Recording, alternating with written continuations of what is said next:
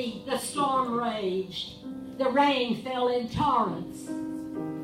The trees were lashed by the fury of the storm.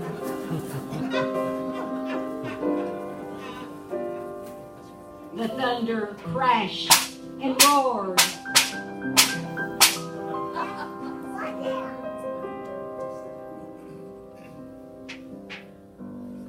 But within the softly lighted library, silence reigned.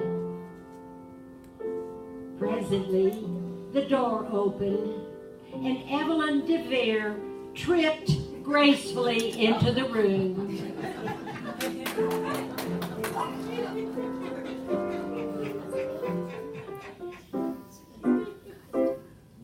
Sinking into a chair, she was soon engrossed in the latest novel of the day.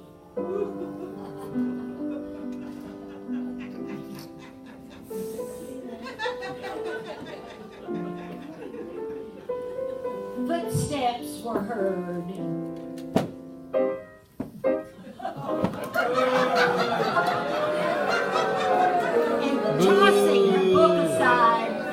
Tossing her book aside, Evelyn sprang to meet the newcomer. But disappointment was plainly written on her face.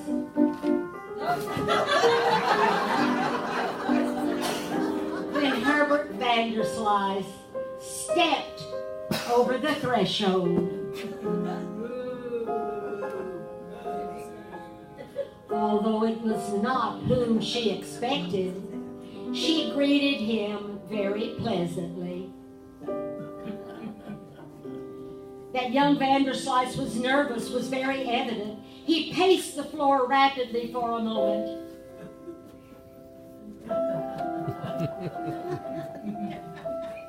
And then he dropped on his knees at Evelyn's... I forgot. He can't get on his knees.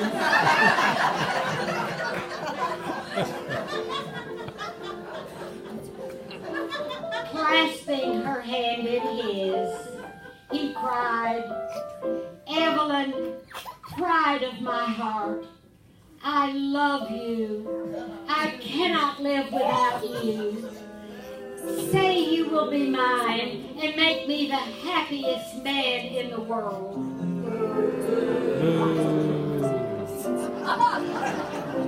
Evelyn answered, "Herbert, I cannot. I am very sorry for your sake, but I do not love you." Withdrawing her hand from his,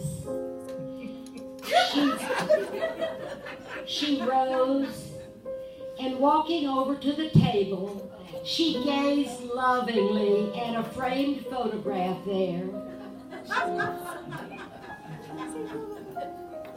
Springing to his feet,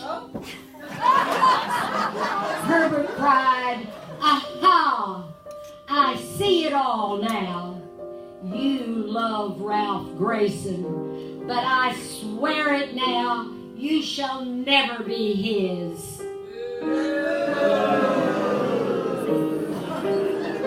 Evelyn was greatly frightened by his manner, and her tears fell fast.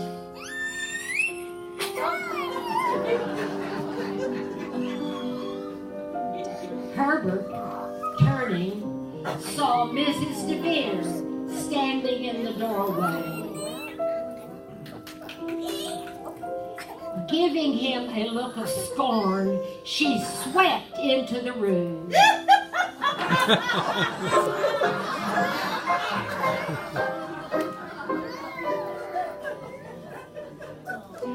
"So, you would threaten my child, you cad, you scoundrel," she cried. "Leave this house and never darken our door again." Bewildered by her great wrath, Herbert stood nailed to the spot.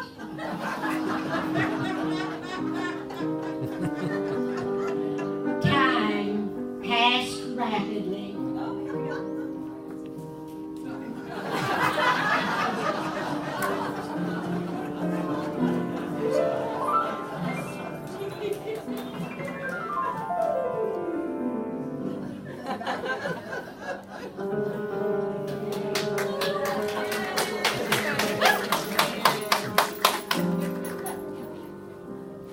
Still, Herbert did not move. And then Evelyn, with never a glance in his direction, took her mother's arm and left the room.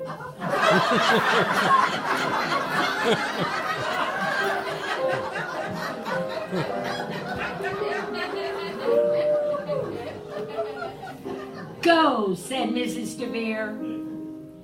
Go. Herbert attempted to speak, but she silenced him with a gesture. Just then, the clock struck.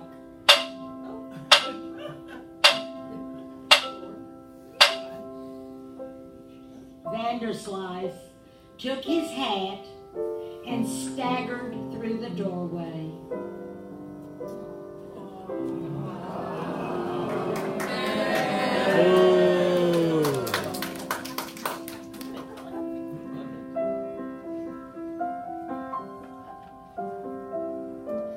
Weeks flew by.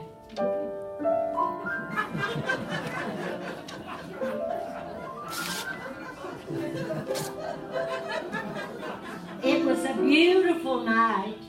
The moon rose.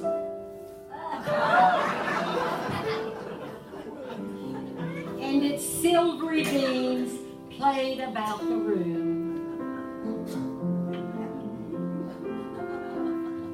Mrs. DeVere was sitting in the library doing a dainty bit of knitting. She was the picture of placid industry when, with a hearty laugh, Ralph Grayson slid into the room.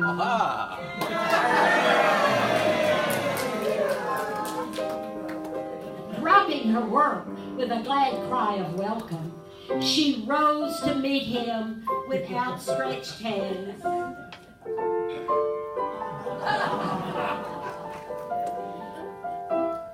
Taking,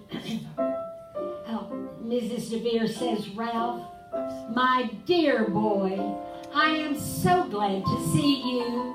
When did you return? We have missed you sadly during your travels.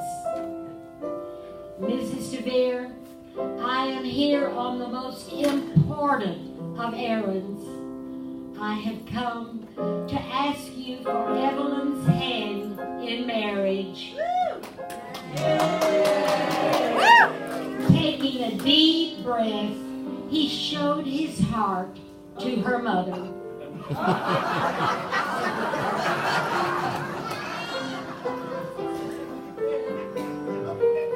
Mrs. DeVere, pointing to the conservatory, said, "You will find her there."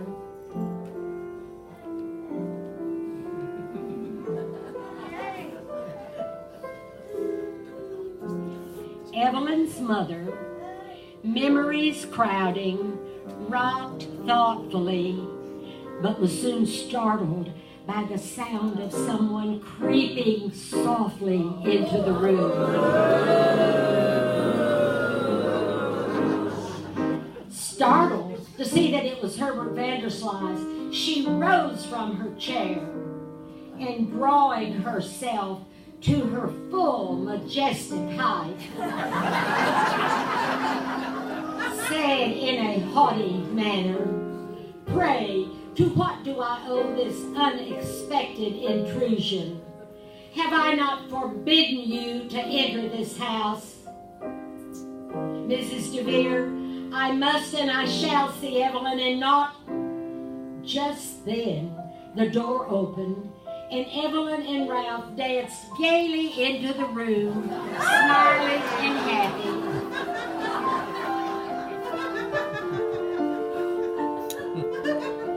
When Evelyn saw Herbert there, she turned a little pale.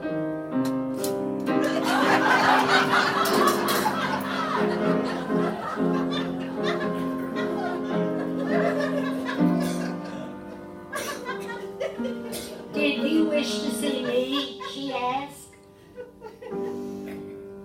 In the midst of the warmth and the light in the library, Herbert shivered, chilled by the frosty tone of her voice.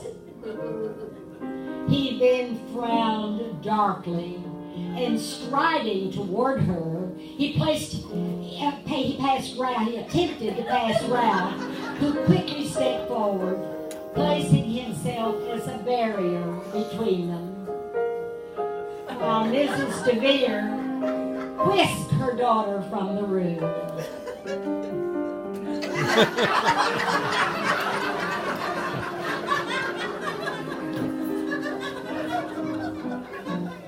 Herbert, in his great anger, strode back and forth, tearing his hair.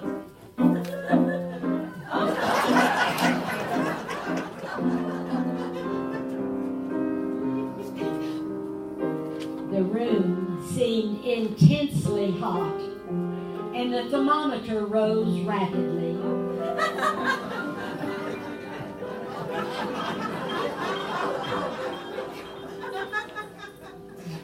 Evelyn, watching the scene from the doorway, caught her breath with fear, and Ralph emitted a low whistle. As he gazed upon the insane fury of Herbert. And then, hoping to placate the man, Ralph placed his hand on Herbert's shoulder, talking to him in a soothing manner. But Herbert turned upon Ralph suddenly, and the two grappled in fierce embrace.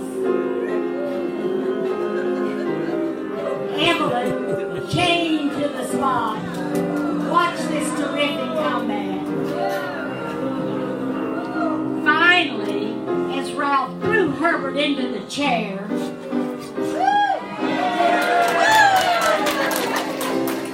with a piercing scream, Evelyn rushed into the room, ran screaming to Ralph, and fell fainting into his arms.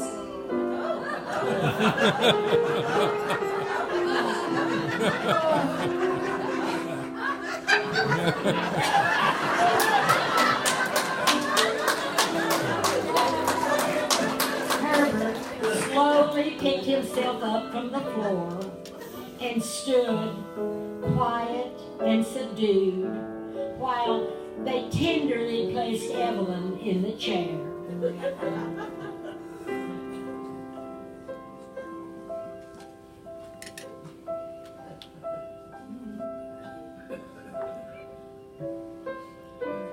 Now, young man, the tables are turned.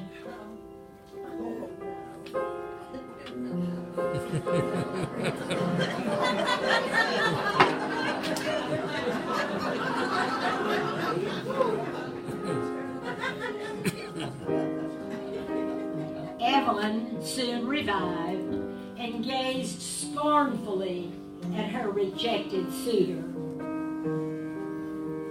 Ralph walked over to Herbert with outstretched hand and said, "Vanderslice, take your defeat like a man. You have lost Evelyn, and I have won her. Won't you wish her well?" Herbert stood motionless for a moment, and then he finally extended his hand, which Ralph clasped in a hearty grip. Turning, Herbert took Evelyn's hand and pressed it to his lips.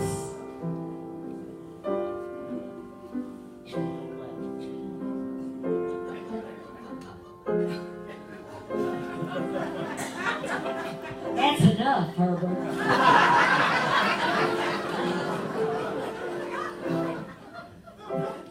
Then, with his face drawn with pain, Herbert picked up his hat and walked haltingly from the room.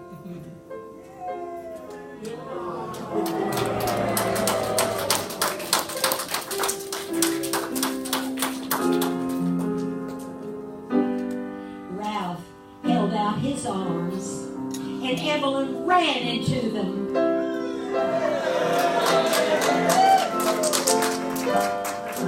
Presently, the lovers sauntered out toward the observatory.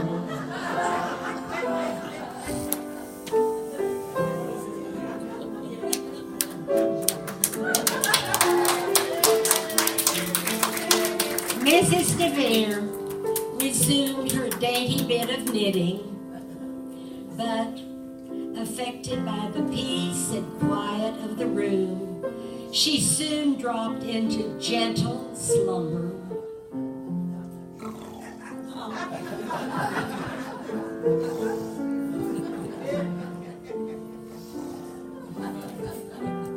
The clock ticked on.